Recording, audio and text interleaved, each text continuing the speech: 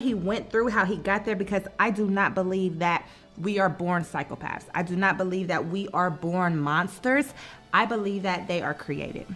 And when she realized they was going the wrong way, she thinking, oh, we about to go in the cut and start kissing. Girl, just imagine that. Let's just have a moment when all my life women has hurt me. Now, I'm the one with the upper hand. This feels good. Y'all know about the dopamine I be talking about. That dopamine release is crazy. And his brain wanted more of that. But you're everything to me. I'm not, I thought I was everything to you. I'm not? And she's like, no, you're not ambitious enough. What's up, TBF Mafia? Dang, I'm Team Jazzy now. My channel is called Jazzy Eats. It used to be TBF Mafia, but we are on two different things, and I wanted to change my name, and now I can't get my intro script out my head.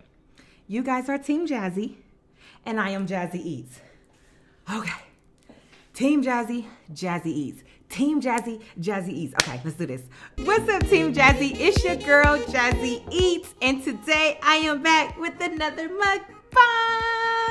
So I have a teriyaki chicken bowl, and I have some cold press. It is from Freshie. I have some cold press juice. I call all of my subscribers Team Jazzy, so if you would like to be a part of Team Jazzy, subscribe to this channel and turn your post notifications on so that you never miss another video. Give this video a big thumbs up on the simple fact that we're going to be talking about Ted Bundy. If you guys are into true crimes, then you probably already heard about him, but you ain't never heard me tell it, okay? So I'm going to be talking about Ted Bundy, the psychology of his mind, what he went through, how he got there, because I do not believe that we are born psychopaths. I do not believe that we are born monsters. I believe that they are created. And this man is a serial killer. And when I think about serial killers, I think about strong and just big and ugly and just like, yeah. But I have learned that monsters don't look like monsters. And that's what we're going to be talking about today. Monsters don't look like monsters. Ted Bundy was small, petite, and fit, charming, clean cut. He was in law school, knew how to talk to people, especially women. And he was one of the most vicious killers in America. So, yo, we're going to get into that. Oh, I already started eating. I'm going to pray, though. What had happened was my mic was on. I started this video and my mic was never on, so we had to run it back real quick. Dear Heavenly Father, thank you for the food that I'm about to receive. I ask that you bless the hands that prepared it and bless my entire Team Jazzy. Amen. Ooh, that intro gonna be some time. It's gonna take some time getting used to, but we in there. So, this is the teriyaki twist bowl from Freshie, and it has brown rice, chicken, broccoli, carrots. You got these tortilla chips, cucumber, peas, green onion, and sesame seeds. Yeah, that's it. And it's so good.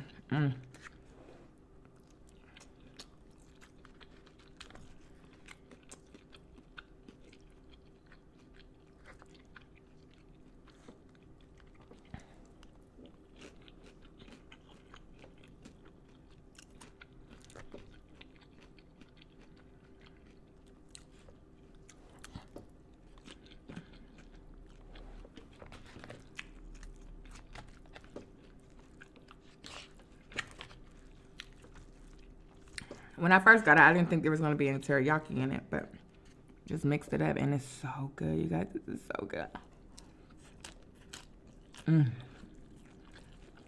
All right. Ted Bundy.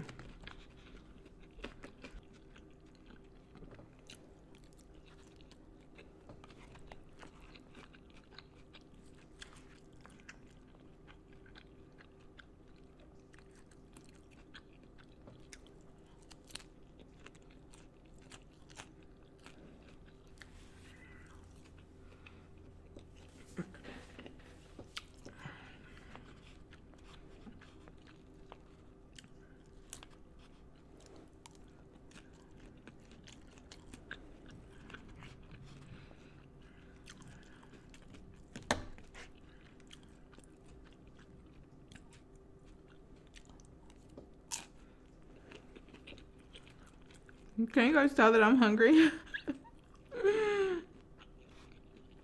I am hungry.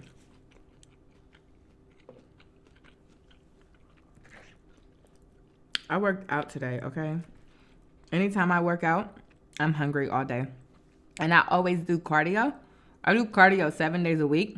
So the days that I go to the gym and do CrossFit, I'm so hungry. I can't even tell the story. It's so good. I don't know. Let me know. Do you guys have a freshie wherever you're at? And if you do, what do you get from there? I've been on my healthy kick lately.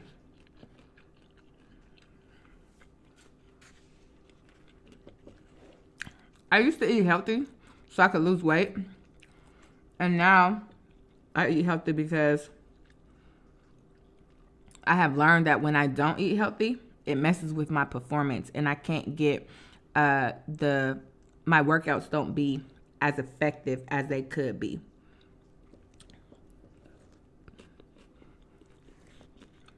So it's just crazy when you start to do something, your reasoning for it changes. Speaking of reasoning, Ted Bundy didn't have reason. And we're going to get into that. But I just feel like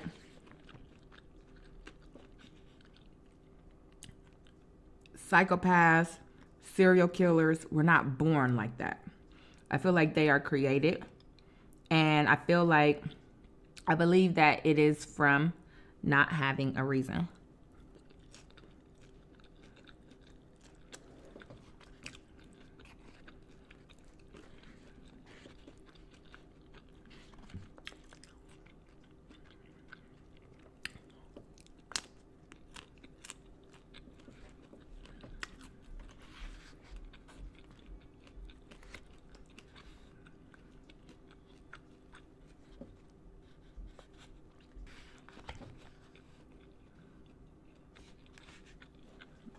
This is so good.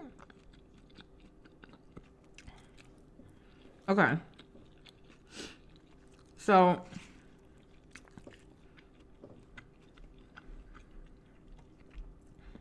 it just seemed like all of Ted's life, he never fit in from the time he was born. He was born in like you know how they have the homes for bad behavior children and teenagers. He was born in one of those, and it was for women who were pregnant that wasn't married. This was the 1940s, and that was forbidden. You were the scum of the earth if you got pregnant and you weren't married. To the point they put you in a home. So she was in one of those, and to save her from the judgment, her parents decided to take her out the home, and her parents decided to raise Ted Bundy and let the real mother be the sister, to save her reputation.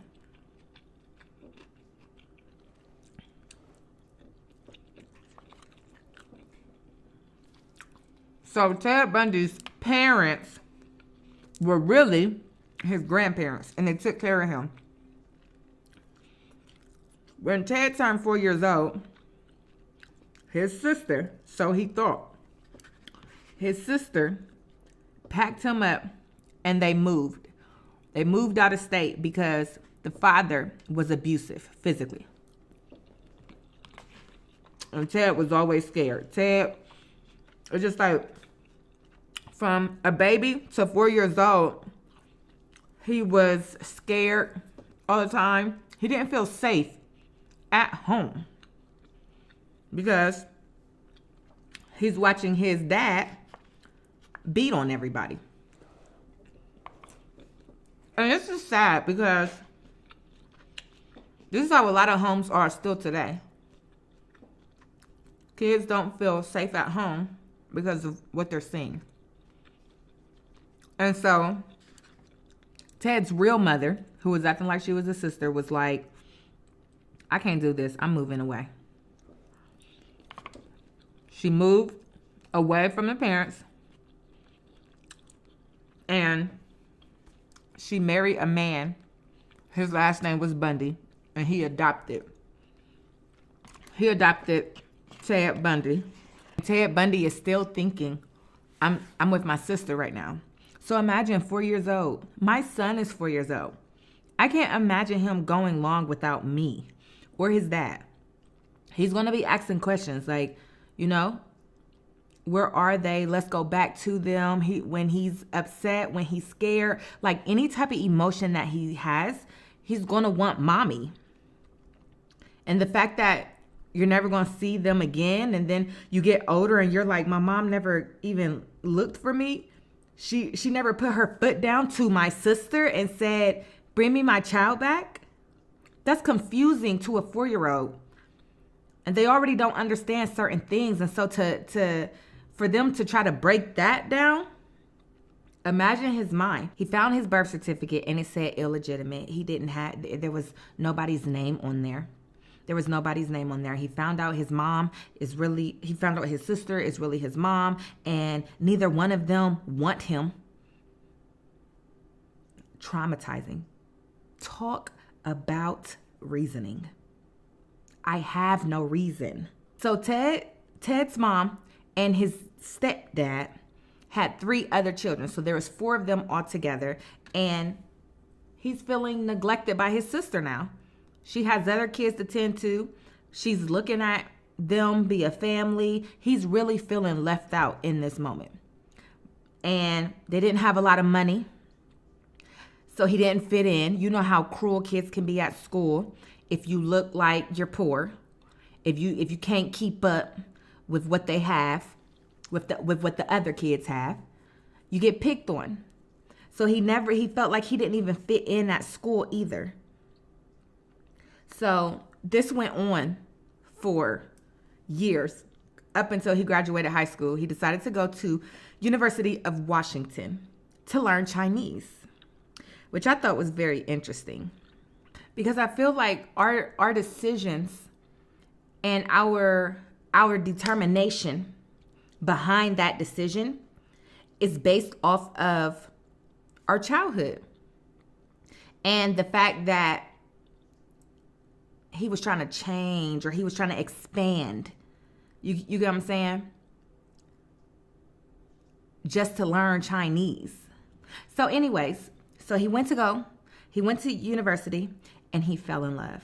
I mean, and this girl was his dream girl. She was everything to him, right? Things were going so good. He had never felt that type of love, not even from both of his mothers.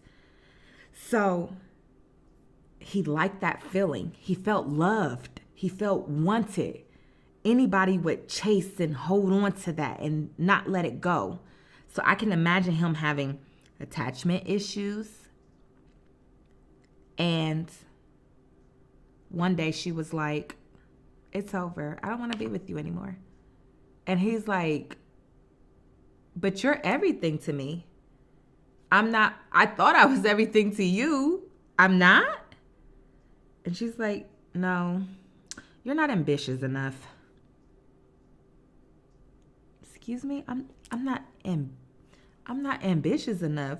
There's flaws about you too, but I look past those. You're perfect to me. And that love isn't mutual. I fell in love with my mom because she was perfect to me, but the love wasn't mutual. The love wasn't mutual with my sister/mom.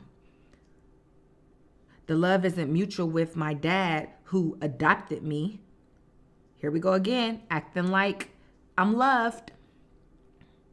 But all your focus is going into the other kids. He was so heartbroken that he moved back home. So he went to law school. He ended up going to law school, and he met another girl. Her name was Elizabeth, and things were going good. Things were going good. She wasn't a Stephanie. Stephanie was his first love. She ain't a Stephanie, but things is good. And they were together for 6 years. They were together for 6 years, and he decided to go. Oh, that's when he decided to go to law school. So then he left her. He went to law school, and then when he went back to school, he runs into Stephanie again. Now, remind you, he's in he's in a serious relationship with Elizabeth already. And Elizabeth already has children, and these children love Ted Bundy. There's a picture of one of the little girls doing his hair, and he's making like a silly face at the camera. Like, you could tell he was a great stepfather. And he even wanted a baby with Elizabeth, but Elizabeth, being logical, was like, that's not smart because you're still not done with school. So how about you go finish school, then we'll have a baby. So that's when he went to law school. He went to law school, and he runs into Stephanie. Oh my God, I am running into Stephanie, the love of my dream girl, who told me I wasn't ambitious enough. But now I'm in law school, and he was working for the government. He was into politics. He was helping the Republican Party. And you know what comes with that? The confidence, the structure, the mentality. And Stephanie was like, oh. And they fell in love again. And Ted Bundy was like, forget Elizabeth. Forget her kids. My dream woman who dumped me wants me back. This is exciting. But once they came together, and the more they're in this, and that now he's gotten what he desired, right? His dream girl. And now that he finally got what he desired, now he has resentment in the back of his mind. And he's like, hold up. Now I can see the picture for what it really is. Because at first my mind was so stuck on not having my dream girl. And I wanted it, and I wanted it, and I wanted it. And I was so mad. But now that I have it, now I'm pissed off because you don't like me for me. You like me for where I'm at in life. And when he realized that, all of that fantasy stuff went out the window, and he like, nah, I'm cool on you. And when he told her, he proposed to her and everything. He had proposed to her and then was like, nah, I'm good. And she was like, what? Cried, got on her knees, and was begging him. And that felt good. Ain't no woman ever gave me this much power. That felt good for a woman to hurt over me when all my life women has hurt me. Now, I'm the one with the upper hand. This feels good. Y'all know about the dopamine I be talking about. That dopamine release is crazy. And his brain wanted more of that. His brain had to have more of that.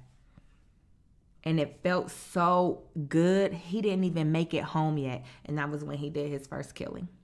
Now, there is different stories that they say when he was with Elizabeth, he was killing people already. But the research I did, it stated that he didn't start killing people till after he left Stephanie. And after he called off the engagement and just like bounced on a cold turkey, that's when he did his first killing. And it was an 18-year-old girl with brown hair. All of his victims had brown hair. They all, down to the people that hurt him and the people that he killed, looked alike. And it was because of the trauma in his childhood, along with the power he felt from hurting women. and it just became a high, and he just couldn't. It got so bad. Like, the first victims was lucky. I don't even like to say that, because they lost their life, and that's heartbreaking, and nobody deserves to lose their life. But what I'm saying, I'm talking about his way of thinking and the high that he was on. It starts off small. So his first victims was just like, boom, like a blow to the face with a heavy metal. But then, like I said, that high builds up. It's just like a snowball. It gets bigger and bigger, and he has to keep hurting them, because that's how he feels powerful. I finally feel powerful. All these years of my life, I've been treated like nothing by these type of women. And next thing you know, he's abusing them before he kills them. Next thing you know, after he kills them, he's keeping their body as a souvenir. Next thing you know, he's washing their hair. Then he's playing this control game. I have to know where they're at. So I'm putting their bodies in certain places. I need to have control over them, because he never had control before. You know, down to his mother. It's not my fault that I'm here, but to keep your reputation, you ruined my personal development. Nobody had to talk with me about this woman, my grandmother, really not being my mother. I had to figure that out on my own, and it all made sense why she ain't even want me. Think about that. People go through this every day. Your own mother not wanting you. That's a hard pill to swallow, and it messes with your head. You start feeling unwanted. That's why I heavily believe in counseling. It rewires the brain, like, because that type of trauma takes over, and you believe that you're the good guy for killing people. And it's not your job to take anybody's life, but you feel like you did a good thing. Ted Bundy when he finally got caught, he killed like 100 women. His youngest was 12-year-olds. And by the time he got caught, he was his own lawyer. He was a psychopath. But like I said, monsters don't look like monsters. And he was in law school, and he dressed up and presented himself well. But wasn't nobody falling for it at this point. He even had a girlfriend while he was killing everybody, and he never touched her. And I wish I would look up what she I wish I would have looked up what she looked like, because I wonder if she was different than what his the people that he killed, what they look like. Because there was this one lady who survived him, and she was able to tell her story, and she said that he pulled up on her, was talking to her, like how he used to get him. He would put a sling on his arm as if he was hurt. He's dressed well. He knows how to talk. He's not a big guy, you know?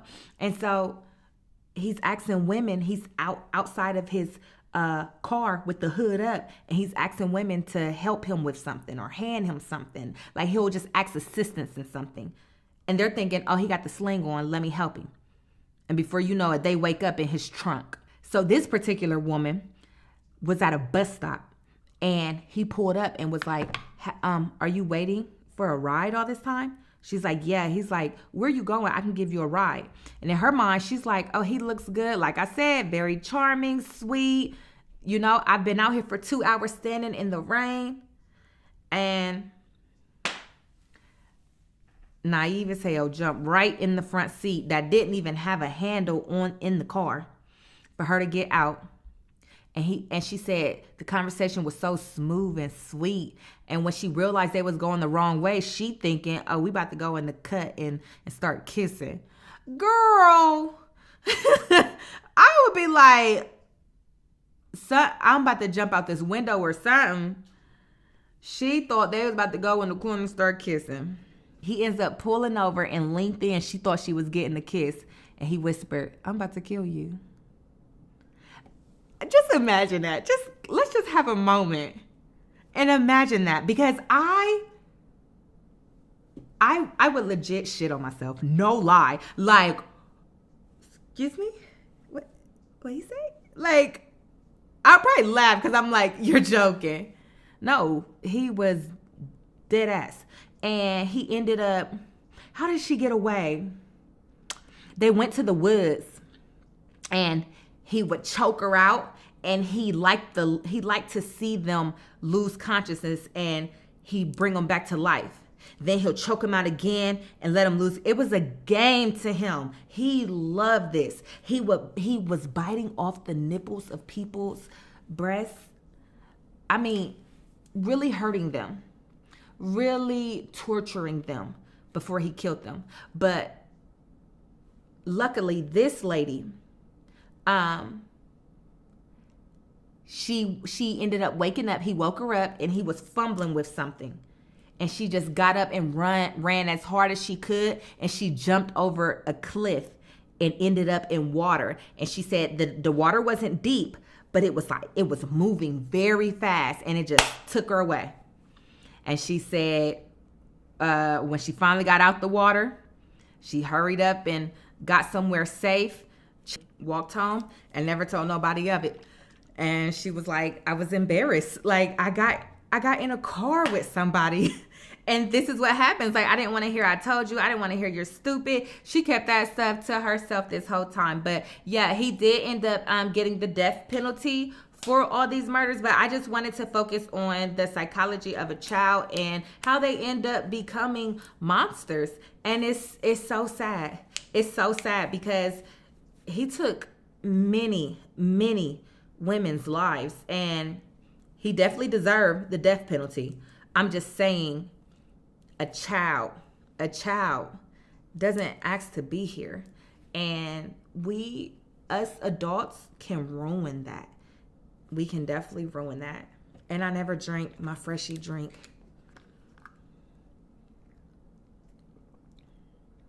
Woo! It is straight up. It is apple, spinach, kale, celery, lemon, and ginger.